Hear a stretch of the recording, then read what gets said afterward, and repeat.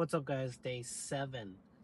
I have an entire list of things I want to 3D print, but there's one tiny problem. I don't actually own a 3D printer. So for the last 6 days, I've been coming up with ideas of what I'd make if I actually had a 3D printer. From custom watch stands,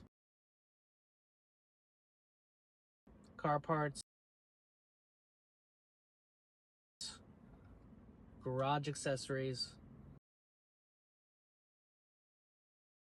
artwork.